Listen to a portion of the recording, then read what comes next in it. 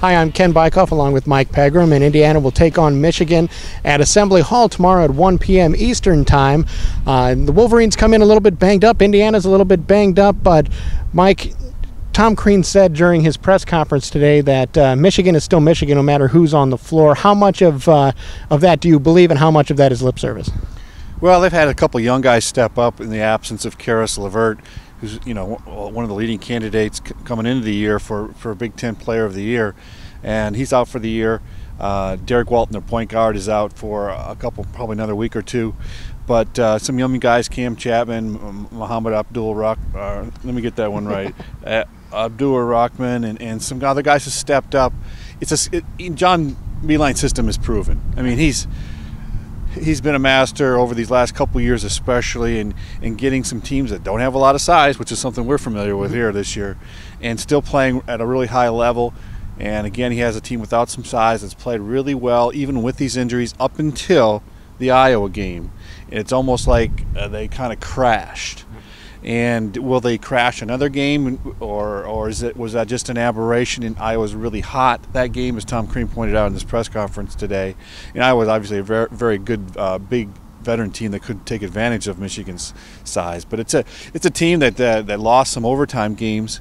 Otherwise, it would be in really good shape and still has a winning record of 6-5 in the league, which is saying a lot given their injuries and their lack of size. Well, and also Michigan faces the same situation where they have to have smaller guys guard bigs. Indiana doesn't have a lot of bigs, and this might be one game where kind of that size difference isn't as much of a problem for Indiana's defense. Yeah, it's going to be interesting because both teams mirror each other in terms of this lack of size, but have shooters. And just what other team is really hot from the outside will probably determine it. I would think the home crowd would help a lot in that regard, because we saw how good how Indiana played well against Maryland with that crowd behind it, was shooting it so well. And you also have a situation here where Tom Crean kind of does pretty well against John Beilein. They're 6-5 against Michigan during Crean's tenure here at Indiana, but they're 5-1 here in Bloomington against him. What do you think? Is that just a coincidence? Is that just do you think Tom has a difference, or I guess is that a bigger function of just how the Big Ten plays out and the success that home teams have?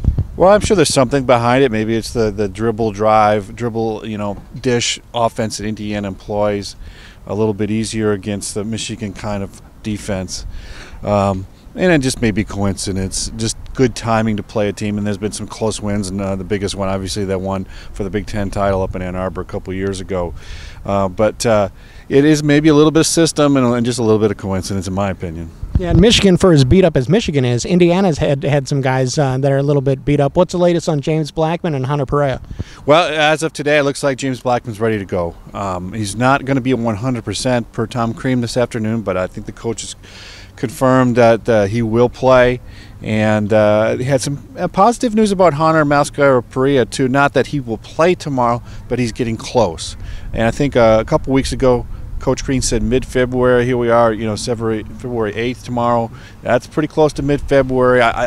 My guess is we won't see Hunter tomorrow, but we may see him next week. It'll help Indiana down the road, but for right now, it's Indiana and it's Michigan at Assembly Hall tomorrow. For Mike Pegram, I'm Ken Bikoff. Thanks for watching.